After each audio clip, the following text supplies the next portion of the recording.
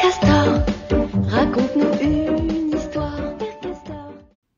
Bonjour à tous, je suis contente de vous retrouver aujourd'hui pour un petit Raconte-moi une story que je vous propose sous un nouveau format qui j'espère vous plaira. Alors ce Raconte-moi une story, il est consacré à Paris-Brest de Tanguy Viel, qui est un livre que j'ai beaucoup aimé, donc j'espère que ce petit résumé vous donnera envie de le lire. Alors c'est l'histoire d'un jeune homme qui habite à Brest, dans l'appartement juste en dessous de celui de sa grand-mère maternelle, qui, suite à une union sur le tard, a hérité de 18 millions.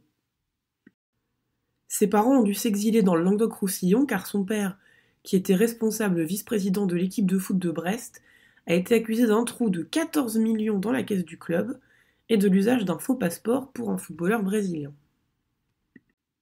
Le narrateur est donc désormais seul à Brest. Enfin, pas tout à fait.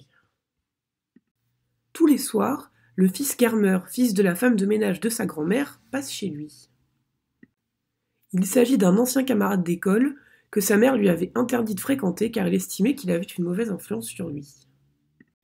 En effet, lorsqu'ils étaient petits, le fils Kermer l'a incité à voler du chocolat dans un supermarché et il s'est fait prendre. C'est à ce moment-là que sa mère l'empêche de le revoir.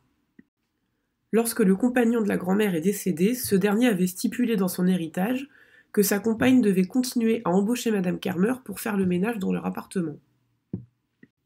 La mère ne voit pas cela d'un bon œil, mais ne peut déroger à cette volonté, donc elle est rassurée que son fils reste habité à proximité de sa grand-mère afin qu'il puisse veiller au grain. Bien évidemment, elle ignore que son fils a renoué avec le fils Kermer.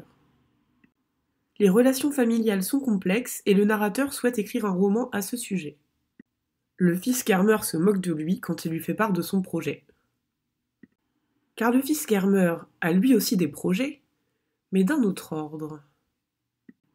Un soir, il propose à son ami d'aller cambrioler sa grand-mère pendant son sommeil, arguant du fait qu'elle n'a pas besoin de tout l'argent dont elle a hérité et qu'il ne sera jamais soupçonné pour ce crime. Il finit par se laisser convaincre et les deux compères grimpent d'un étage pour aller dépouiller la grand-mère. Alors forcément, ce qu'on se demande, c'est si nos deux acolytes vont finir par être inquiétés suite à ce cambriolage, et aussi ce qui va advenir du roman familial que le narrateur a pour projet d'écrire. Tout ça, vous le découvrirez en lisant Paris-Brest de Tanguy Viel. J'espère que ce petit résumé vous aura plu et qu'il vous aura donné envie d'en savoir plus sur ce livre. Merci de m'avoir écouté et à très vite.